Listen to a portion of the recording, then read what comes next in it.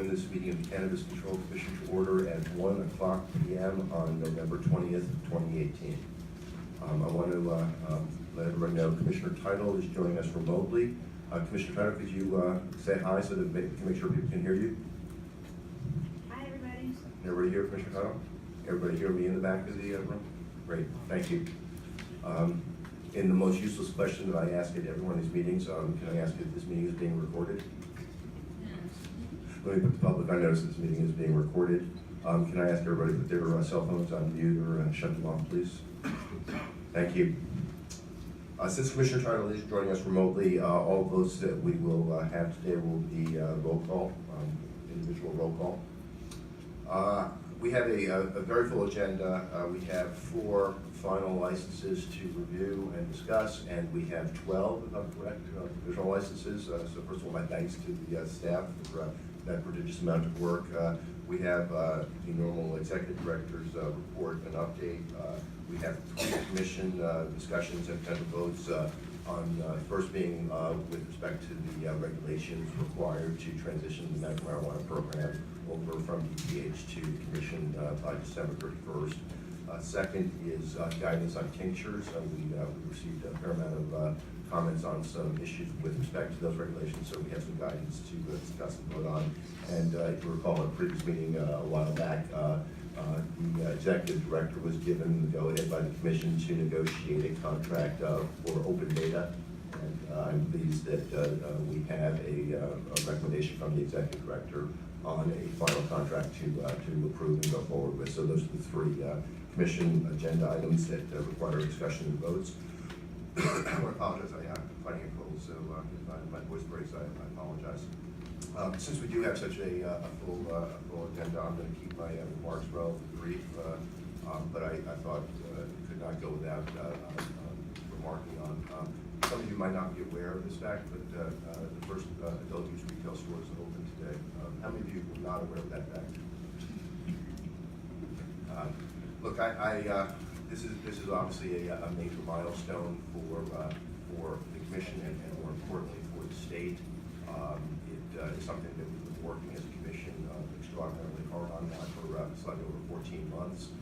And I want to start by saying I'm very proud of where we've gotten. It's only 2 stores, but it represents, I think, a formidable accomplishment from a standing start 14 months ago, where we not only developed regulations, issued licenses, issued certificates to commence operations, but simultaneously built an agency so that we can enforce those regulations going forward. And, it's been quite the ride, one that I'm very proud of how we've done, and I just wanted to acknowledge a couple of people and groups along the way. First, I wanted to say for NETA and for Cultivate Holdings, I just wanted to thank them for the way they've collaborated and cooperated with the commission, with our investigators. I particularly want to thank them for the thoughtfulness with which they planned for their opening day. There are big crowds out there. The weather, as you might have noticed, is not very nice, but I think the crowds are orderly. I think they're being taken well care of, and most importantly, patients are being granted immediate access to the facility, so there's no disruption for the patients while the adult use side of the establishment is open. So I just wanted to thank NETA and Cultivate Holdings for that. I clearly want to thank the staff of the commission. We had a brief ceremony in our office earlier this morning, and I'll just repeat what I said then, which is no way this could have happened without input and involvement of every single person on the commission staff. And so I want to thank them for that. I want to thank my fellow commissioners. It's been quite the ride. We all met for the first time September 1st of 2017.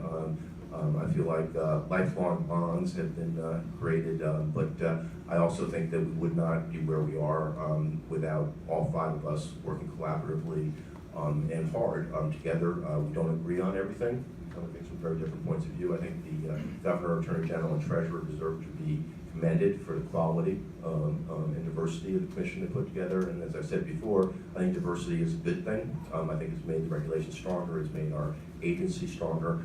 Diversity is sometimes messy, particularly when it's practiced in public. But I wanted to just thank my fellow commissioners and just make sure they understand the enormous respect that I have for each of them in terms of the role they played and what they bring to the table. So thank you. And then finally, I just want to thank our executive director, Sean Collins.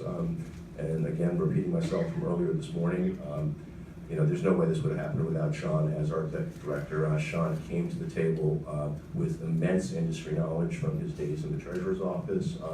But aside from that, he just brings a work ethic that is unparalleled, a sense of accountability, a management style and a leadership style that I think has been just remarkable in terms of pulling this together in such a short period of time. So I wanted to extend my thanks and recognition to Sean for the role he's played in getting us here. And then finally, I think one of the media asked if I could be pithy today, and not necessarily my strong suit, but if you want pithy, I think that the best place to turn to is Winston Churchill. So I will certainly not compare what we are doing to the Second World War. We're doing something that's important for the state of Massachusetts, but let me make sure that you understand I have not lost my sense of perspective. But I do want to repeat something that Winston Churchill said about where we are, because while we have accomplished a lot, we have our first stores open, we all recognize we have a lot more work to do. And if I could quote Winston Churchill, now is not the end, it is not even the beginning of the end, but perhaps the end of the beginning. So here we are. Thank you for all of you that have been with us for the last 14 months, and I'm sure will stay with us for the next 14 months. But it's been a lot of work, but I'm very proud of where we are. But I'm also quite aware of how much is left going forward. So thank you. With that, let's get into the agenda. Was that pithy? It was fantastic. We have 4 sets of minutes to approve, and I think that catches us up. So my thanks to the legal staff, Andrew particularly, for your help in that. So let's get into the minutes, and I think the first set of minutes, if I can find them correctly, is September 20th. Is that correct? So let me ask my fellow commissioners, have you had a chance to review the minutes for September 20th, 2018? Can I have a motion to approve those minutes? So moved. Can I have a second, please? Second. I'll let the record show Commissioner Doyle made the motion to approve, seconded by Commissioner Flanagan. We're going to do again individual roll call for voting. Commissioner Doyle? Aye. Commissioner Hoffman, aye. Commissioner McBride? Commissioner Flanagan? Aye. Commissioner Title? Aye. Thank you. Let the record show that the minutes for September 20th were unanimously approved by the commission. Thank you. Next, October 4th, 2018. Has everybody had a chance to review them? Any questions or comments? May I have a motion to approve, please? So moved. Second. Let the record show Commissioner Doyle made the motion to approve, seconded by Commissioner Flanagan. Commissioner Doyle? Aye. Commissioner Hoffman, aye. Commissioner McBride? Aye. Commissioner Flanagan? Aye. Commissioner Title? Aye. Excuse me. Let the record show the commission unanimously approved the minutes from October 4th, 2018. Next set of minutes are October 18th, 2018. Has the commission had a chance to review? Are there any questions? Then may I have a motion to approve, please? So moved. Second. Let the record show Commissioner Doyle made the motion to approve, seconded by Commissioner Flanagan. Commissioner Doyle? Aye. Commissioner Hoffman, aye. Commissioner McBride? Aye. Commissioner Flanagan? Aye. Commissioner Title? Aye. Thank you. Let the record show that the commission unanimously approved the minutes from October 18th, 2018. The last set of minutes for review today are from November 1st, 2018. Has the commission had a chance to review? Any questions? Can I have a motion then to approve? So moved. Can I have a second, please? Second. Let the record show Commissioner Doyle made the motion to approve, seconded by Commissioner Flanagan. Commissioner Doyle? Aye. Commissioner Hoffman, aye. Commissioner McBride? Commissioner Flanagan? Aye. Commissioner Title? Aye. Thank you. Let the record show the commission unanimously approved the minutes from November 1st, 2018. So we are caught up. Andrew, again, my thanks for your hard work in that. Let me turn it over to the executive director for his report. We have, I think, one job description to go over, as well as your normal licensing statistic update. That's good. Thank you. So the first item, I guess just a general staffing update, the commission remains at 35, as a head count of 35, but certainly we have a few postings that have closed and we're actively interviewing for those and screening, and the hope is that in pretty short order we can begin to onboard some folks. But as of today, we remain at 35, including the 5 commissioners. So the next item would be an attempt to add to that head count. The job description has been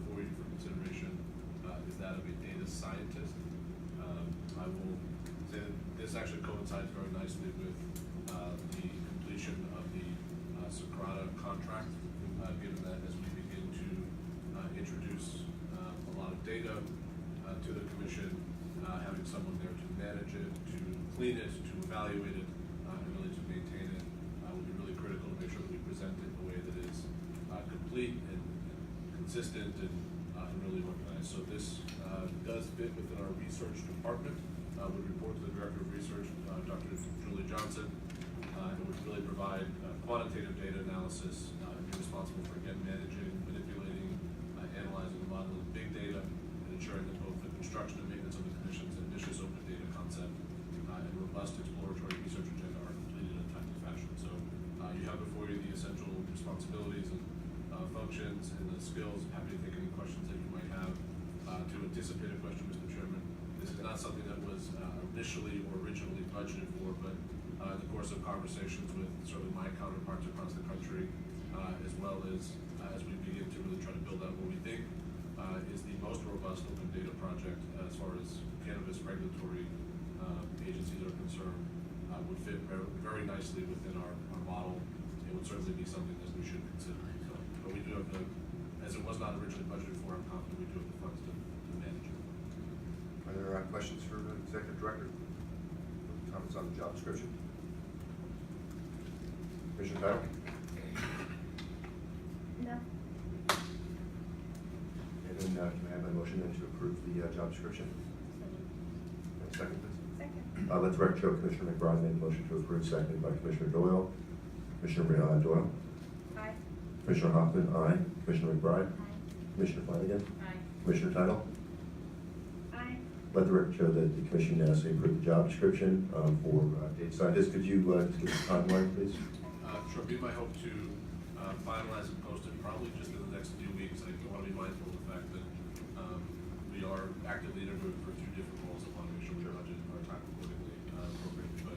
But certainly something as we'll get into later as far as the Socrata contract is concerned, that's really a 30, 60, 90-day window. We want to have someone involved as quickly as possible. Would make this a priority. So next few weeks. Great, thank you very much. Okay. Then I guess let's go into the statistics on licenses and applications, please. That's your right slide. Okay, so you'll see here, again, this should all look familiar from a commission standpoint. The system indicates that there are 3,941 total applications. 926 of those are pending with at least one packet. 256 have been withdrawn. 2,091 remain incomplete. To date, the commission has issued 64 provisional licenses, and there have been 604 approved agent applications.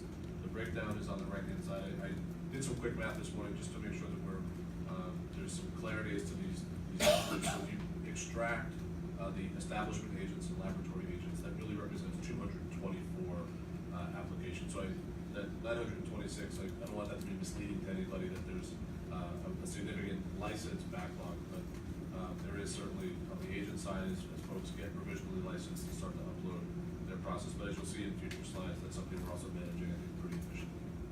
Great. Any questions? So this is the those that have submitted for packets. And the first analysis that we do is to deem or to evaluate whether the application is in fact complete. But these are the 192 applications that have been submitted with all the required packets. You see the breakdown with 3 independent testing lab, 65 cultivation, 5 microbusiness, 51 product manufacturer, 4 research facilities, 60 retail, 1 third-party transportation, and 3 with an existing establishment license. That does represent a difference of 12, as you have probably noticed throughout the past few meetings. That does seem to be the kind of a steady state of what we're seeing on a bi-weekly basis. There's 100 that have secured, of the 192, 100 have secured R&D priority status, 4 economic empowerment priority, and 88 general applicants. The 192 represent 100 separate unique entities. Questions?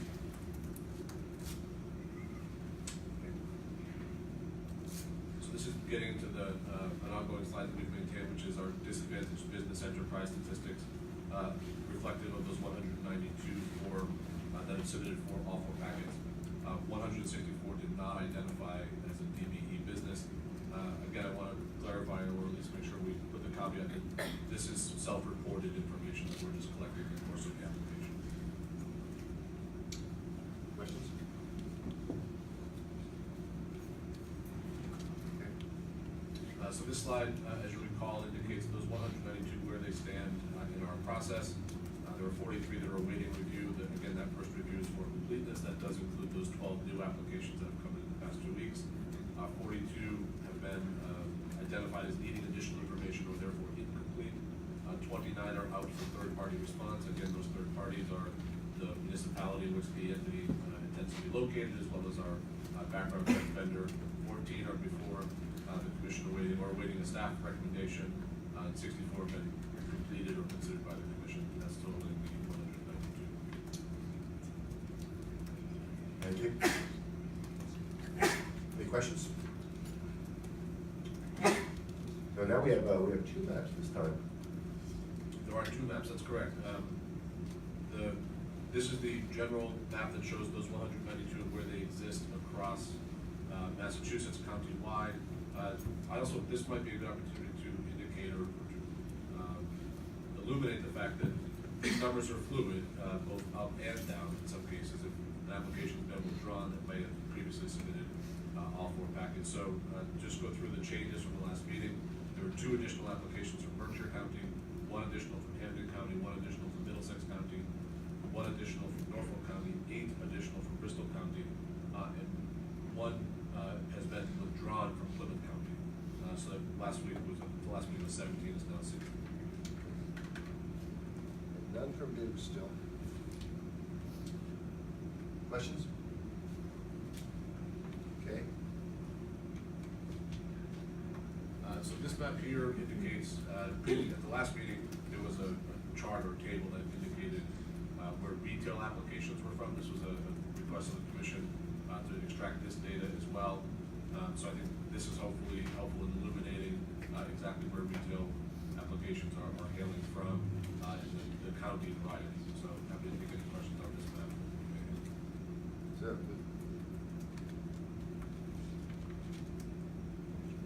this ties to the 60 in terms of licensing applications from the 192 and 60 were retailers, and this ties to that 60. That's correct. Right?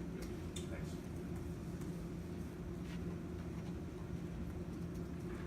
Any questions? Thank you for staff putting that together. It's helpful. Okay. So this next slide indicates agent applications and hopefully begins to spell out exactly what the workload in fact looks like. There are 1,922 total agent applications. 702 of those are pending.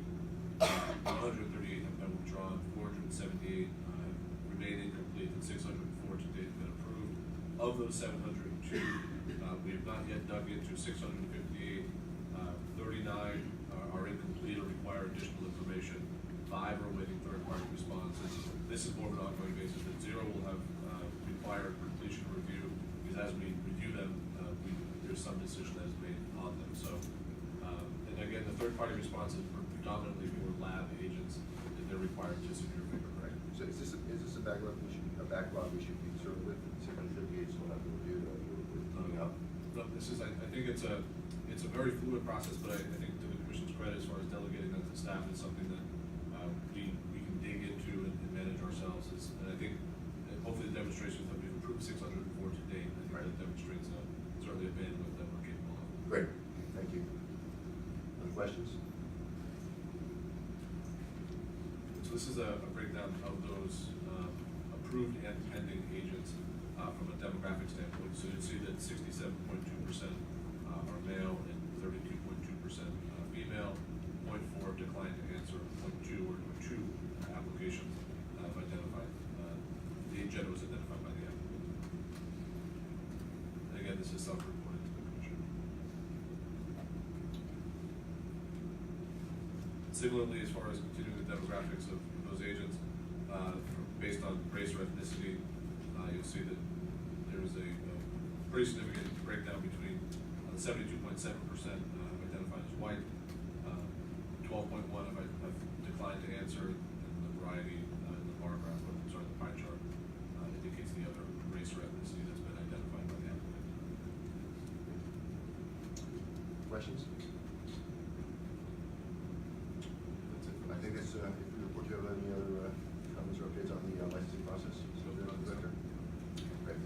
once again, thanks to the staff for, it's obviously an amazing amount of work done in a very short period of time, so thank you for that.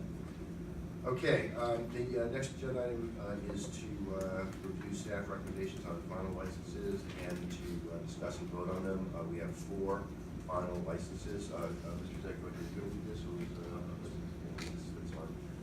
First up is Alternative Therapies Group Incorporated, MR 281255, which is a retail license. Mr. Executive Director? That's correct. Thank you, Mr. Chairman. As you indicated, the establishment is Alternative Therapies Group Incorporated. The proposed address is 50 Grove Street, Salem. The license being sought is that of a retailer. This licensee received a provisional license on August 23rd. To date, based on the various conditions that were placed on the provisional license, they paid all of their applicable fees. There's no new information that's been reported to the commission staff regarding the organizational structure of the entity, and no new information has been discovered by commission staff regarding the suitability of the licensee or the individuals or entities that were previously disclosed since the issuance of that provisional license. Our initial inspection of the facility occurred on September 26th. It was inspected by commission staff and found to be in compliance with our regulations.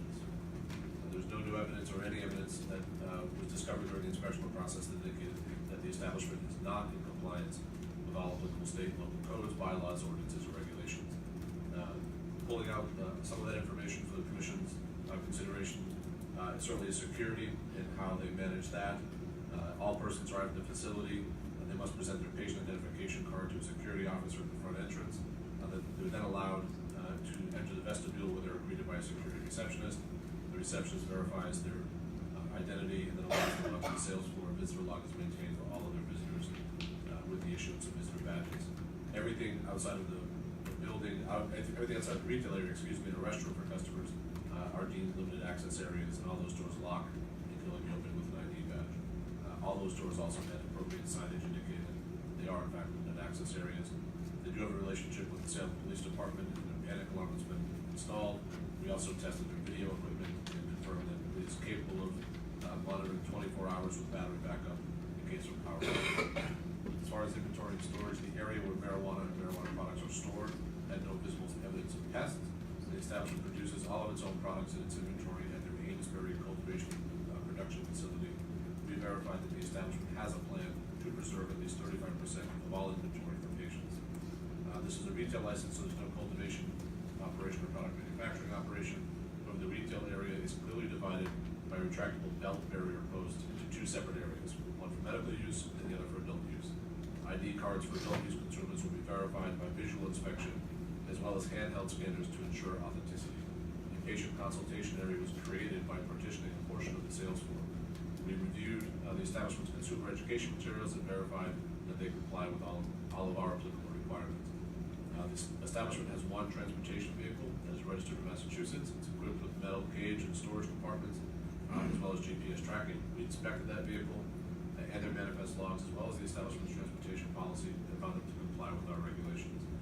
We therefore recommend issuing a final license to Alternative Therapies Group with the following conditions: that the licensee may possess and otherwise acquire marijuana, but shall not dispense, sell, or otherwise transport marijuana to other marijuana establishments or to consumers until, upon inspection, receiving permission from the commission to commence full operations.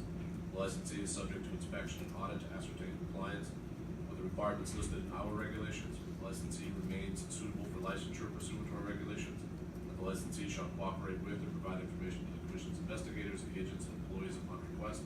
And the licensee shall demonstrate that they are in compliance with or have obtained any applicable waivers or approvals from the Department of Public Health as necessary, and provide documents as the commission may request prior to commencing their operations. We base this recommendation on the licensee's demonstrating compliance with the laws and regulations of the Commonwealth and suitability for licensure, and upon the inspection of the establishment.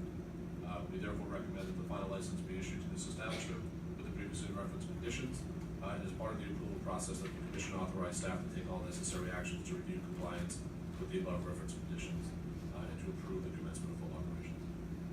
Thank you, Mr. Executive Director. Are there questions? Commissioner Title? No. So we're ready to take one. Then can I have a motion, please, to approve the staff recommendation for granting a final license to Alternative Therapies Group Incorporated, MRN 281255 retail? Let the record show Commissioner Doyle made the motion to approve, seconded by Commissioner McBride. Your vote, Commissioner Doyle? Commissioner Hoffman, aye. Commissioner McBride? Commissioner Flanagan? Aye. Commissioner Title? Abstain. Okay.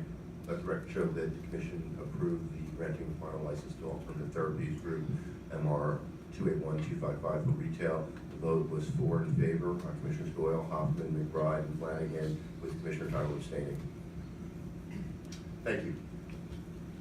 Next, we have 3 licenses for INSA Incorporated, MC 281268 for cultivation, Tier 7 indoor, MP 281426 for product manufacturer, and MR 281680 for retail. We're going to go through one inspection report and then have 3 separate votes. Is that? That's correct. Okay, thank you. Mr. Executive Director? Thank you, Mr. Chairman. The entity here is INSA or INSA Incorporated. The proposed address is 122 Pleasant Street in East Hampton. The license is being sought out of a cultivation for Tier 7, which authorizes up to 60,000 square feet of canopy, product manufacturing, and retail. This licensee was granted those provisional licenses by the Commission for those, for each of those operations on August 9th of 2018. Since then, they've paid all their license fees. No new information has been reported to the Commission regarding the organizational structure of the entity, and no new information has been discovered by staff regarding the suitability of the licensee or the individuals or entities that were previously disclosed since the issuance of those provisional licenses. The inspection of this facility took place on October 2nd. The licensee's establishment was inspected by Commission staff, found to be in compliance with the requirements of our regulations. There's no evidence that was discovered during the inspectional process that indicated the establishments were not in compliance with any of the applicable state, local codes, bylaws, ordinances, or regulations. And again, the highlight of those inspections include, certainly from a security standpoint, that all persons arriving at the establishment enter through a door at the rear of the building. Persons arriving must display an identification card to the camera at the door, after which they're buzzed into the building. All persons entering are greeted by a receptionist who further inspects the ID and ensures that the individual is 21 years of age or older. Persons with a valid patient identification card are allowed to enter the establishment. All other visitors must sign a visitor log and are issued a visitor badge. With the exception of the reception area, all other areas of the building are limited access areas. Those doors are locked and can only be opened with an RFID key card, and all the doors have the appropriate signage indicating they are in fact limited access areas. Again, the panic alarms were tested, or not tested, excuse me, are wired directly to the East Hampton Police Department. The security cameras were tested and confirmed that they could produce the required images, as well as the power backup during a power outage. The rooms where marijuana products are stored were found to be clean, with no visible evidence of infestation. The establishment produces all of its own inventory and all their products. The representative of the establishment verified that they will reserve at least 35% of their inventory for patients.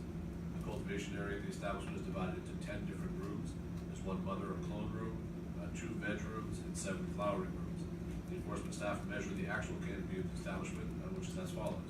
The clone or mother room is 840 square feet. The bedrooms total 1,680 square feet. The flowering rooms total 6,024 square feet, for a total canopy of 8,544 square feet.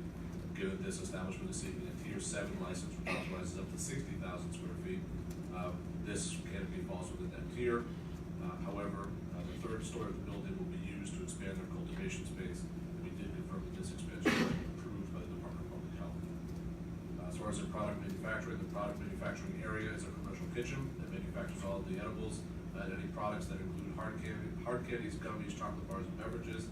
We verify that the kitchen manager has received the food safety training. It was properly certified. The kitchen area was found to be very clean and in compliance with the applicable sections of our regulations.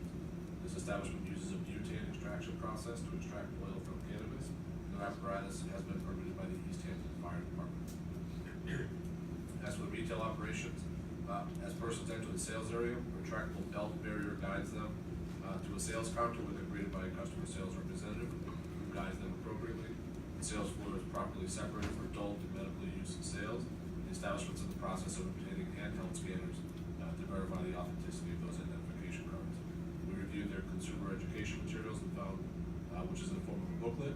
The information inside the booklet contains all the required information, and the sales area also has a separate consultation room that is private and is situated away from the sales floor. The establishment has 1 transportation vehicle that's registered in Massachusetts. The vehicle does not have any lettering or markings on its exterior. It was properly equipped with cameras and GPS tracking inspected the vehicle, the logs, manifested policies, and procedures, and found all to be in compliance with our regulations.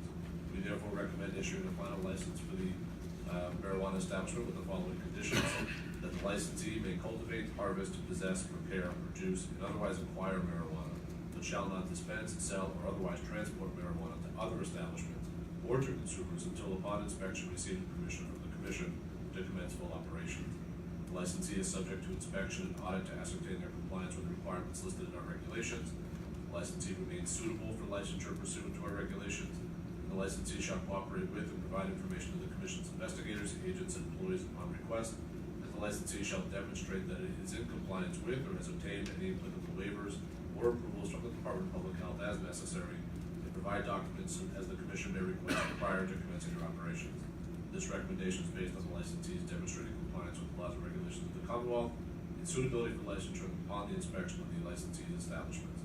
The commission staff therefore recommends that the commission issue a final license or final licenses for the establishments with those previously mentioned conditions. As part of the approval of those licenses, that the commission authorizes staff to take any necessary steps to review compliance with the above referenced conditions and approve the commencement of full operation. Thank you. Are there any questions or comments? Commissioner Dowell? No. Okay, then we'll take separate votes on each of the three licenses, starting with INSA Incorporated MC 281268, cultivation tier 7 indoor. Can I have a motion to approve the staff recommendation? So moved. Okay. Let the record show Commissioner Flanagan made the motion to approve, seconded by Commissioner Doyle. Commissioner Doyle, your vote? Aye. Commissioner Hoffman, aye. Commissioner McBride? Aye. Commissioner Flanagan? Aye. Commissioner Title? Abstain. Okay, let the record show the commission approved the staff recommendation for INSA Incorporated MC 281268, cultivation tier 7 indoor by a vote of 4 in favor. Commissioners Doyle, Hoffman, Flanagan, and McBride, with Commissioner Title abstaining. Thank you. Let's next move to INSA Incorporated MP 281426, product manufacturer. Can I have a motion to approve the staff recommendation? Can I have a second, please? Second. Let the record show Commissioner McBride made the motion to approve, seconded by Commissioner Doyle. Commissioner Doyle, your vote? Aye. Commissioner Hoffman, aye. Commissioner McBride? Commissioner Flanagan? Aye. Commissioner Title? Abstain. Let the record show that the commission approved the staff recommendation for INSA MP 281426, product manufacturer, by a vote of 4 in favor. Commissioner Doyle, Hoffman, McBride, and Flanagan, with Commissioner Title abstaining. Thank you. Next, INSA Incorporated MR 281680 for retail. Are there any questions? Can I have a motion, please, to approve the staff recommendation? So moved. Let the record show Commissioner Doyle made the motion to approve, seconded by Commissioner McBride. Commissioner Doyle, your vote? Aye. Commissioner Hoffman, aye. Commissioner McBride? Aye. Commissioner Flanagan? Aye. Commissioner Title? Abstain. Okay, let the record show the commission approved the staff recommendation for INSA Incorporated MR 281680 retail by a vote of 4 in favor. Commissioners Doyle, Hoffman, McBride, and Flanagan, with Commissioner Title abstaining. Thank you. That concludes final licenses for today. So we have 12 provisional licenses that the staff has recommendations on. Again, we'll turn this over to our Director of Licensing, Kyle Hoffman. Thanks very much, Kyle. The floor is yours. You have your microphone turned on? I do, sir. Great. So if you can start first, are we going to do again one for these two? Okay, so we're going to look at 1620 Labs, MCN 281370 for cultivation tier 1 indoor, and MPN 281418 for product manufacturing. Thank you. Thank you, Mr. Chairman. As you said, this is 1620 Labs LLC. They plan on being located at 1 Exchange Street in Athol. They are applying for a tier